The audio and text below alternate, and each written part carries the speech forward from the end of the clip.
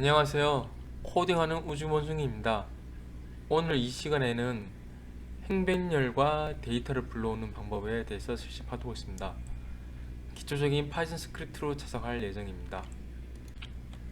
다음으로 제가 강의하면서 사용할 프로그램들을 소개하겠습니다. 파이썬 스크립트에서 텐서플로우를 사용할 거고요. 텐서플로우는 딥러닝과 머신러닝 분야의 일반인들도 사용하기 쉽도 다양한 기능을 제공하는 파이썬 라이브러리입니다. 그리고 행백률 개선이나 이런 것들은 넘피로 사용할 예정이고요.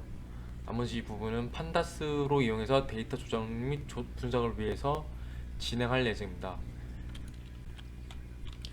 다음으로 배열이 필요한 이유에 대해서 설명하도록 하겠습니다. 저희가 딥러닝이나 머신러닝 할 때는 인공신경망으로 진행한다고 했는데, 이 인공신경망은 그 복잡한 모델의 연산을 주고받을 때 행리얼 연산을 통해서 해결합니다. 그래서 이로 인해서 행백률에 대한 개선이 필요하게 되고요. 텐서플로우는 3차 배열에는 텐서를 사용하게 됩니다.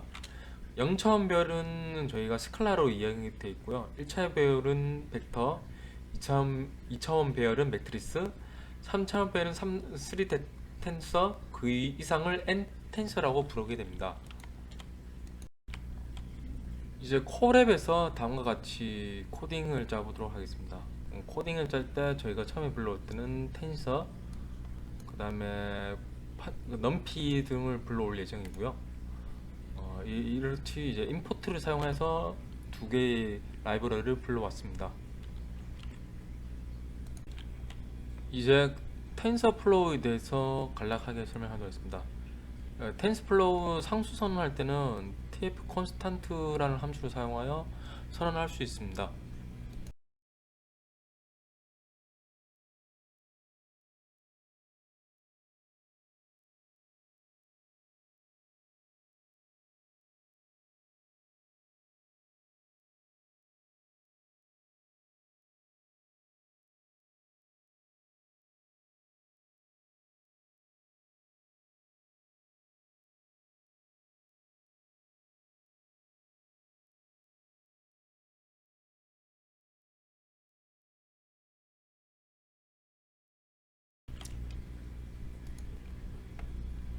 텐서플로우에서는 다음과 같이 a 플러스 b로 더하기 플러스 기호를 해주면은 각각의 행렬 요소마다 더하기가 가능합니다.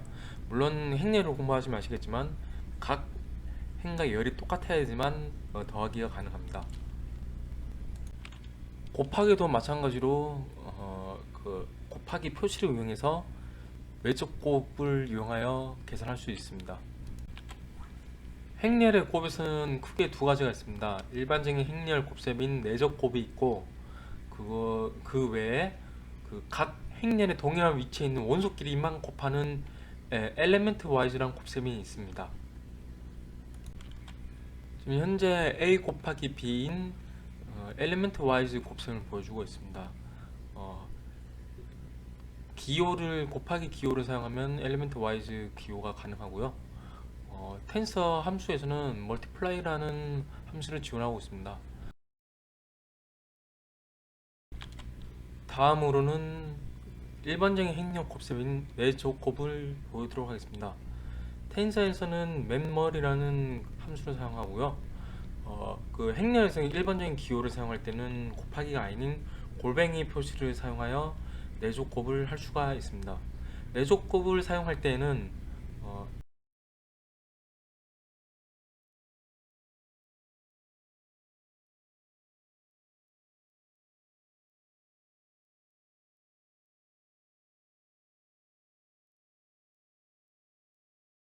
아까 전에 이야기했듯이 첫 번째 변수의 열과 두 번째 행의 개수가 같아야지만 내적 곱이 할 수 있습니다.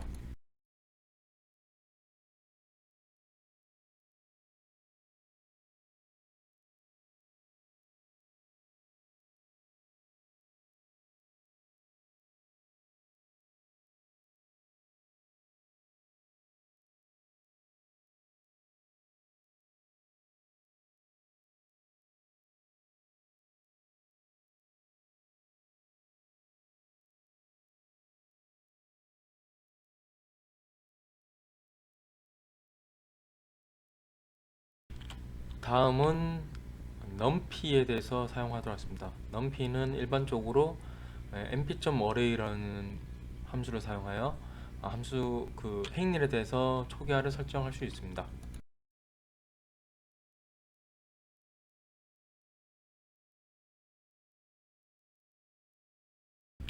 numpy도 텐서와 마찬가지로 더하기를 할 때는 행렬이 많이 같다면은 외적 요소마다 각각의 더하기를 할 수 있습니다. 기호는 플러스 동일하고요. 다음과 같이 사용할 수 있습니다.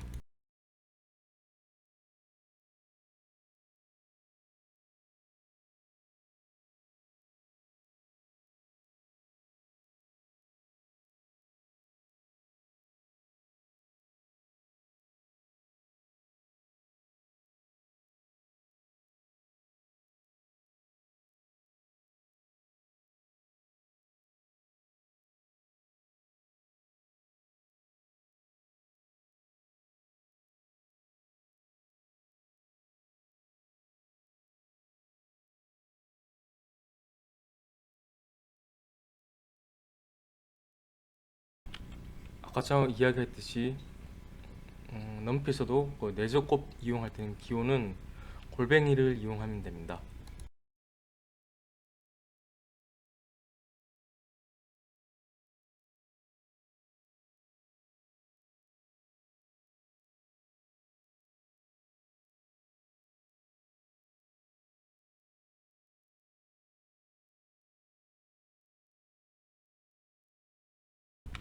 numpy에서는 배열과 행렬에 대해서 차원을 변경할 수 있는데 이때 쓸 수 있는 함수가 resafe입니다.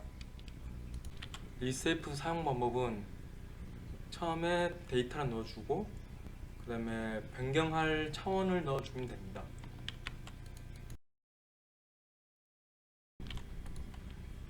numpy에서도 텐서와 마찬가지로 기호 골뱅이 말고 함수를 사용하여 내적곱을 이용할 수 있습니다. 내적곱 이용하는 함수명은 맨 머리입니다.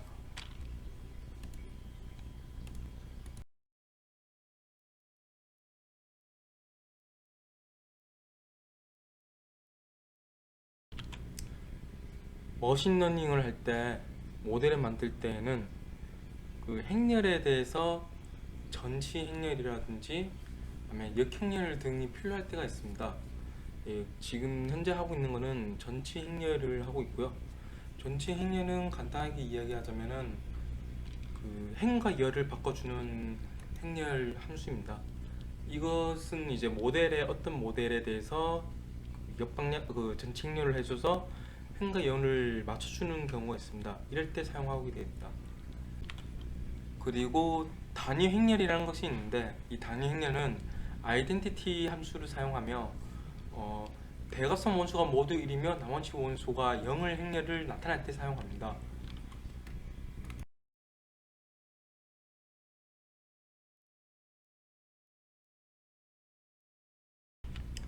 다음으로 역행렬이 있는데요. 역행렬은 우리가 옛날 상수에서 분모와 분절을 뒤집은 형태를 역수라고 하는데 이와 같은 개념이 역행렬입니다. 역행렬은 만약에 어떠한 변수 a가 있다면 a의 역수를 이제 역행렬이라고 합니다. 이 역행렬을 할 때는 린 알고를 사용하고요. 린 알고에서 inv 데이터를 넣게 되면은 역행렬을 진행하게 됩니다.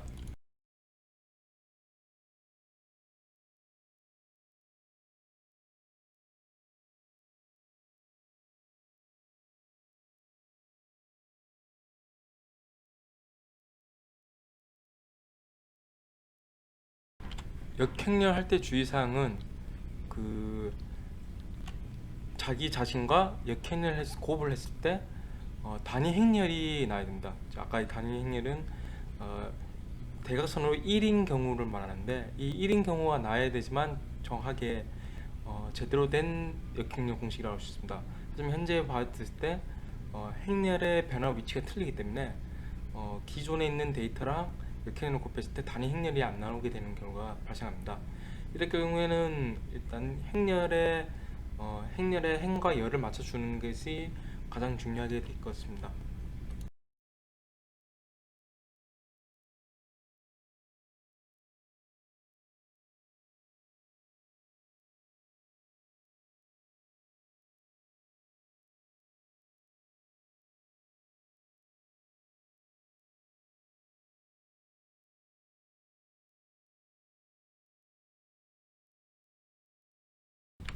마지막으로 판다스에 대해서 간단하게 코딩을 보여드리겠습니다.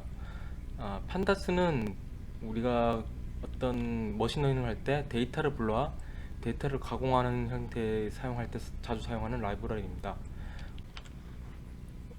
보시다시피 그 판다스 리드란 부분을 CSP 파일을 불러오고 그때 헤드란 함수를 써서 총 5가지 열을 보여주는 공식이 있었습니다.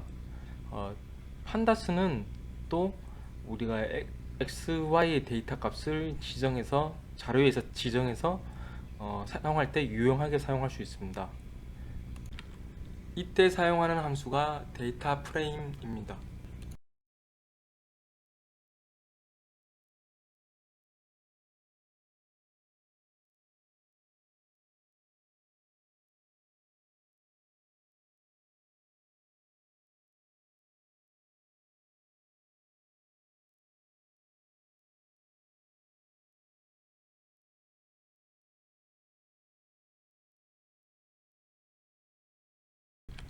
다음 시간에는 텐서플로우 홈페이지에 있는 가장 기초적인 머신러닝 기법을 사용해서 코딩을 자정하도록 하겠습니다.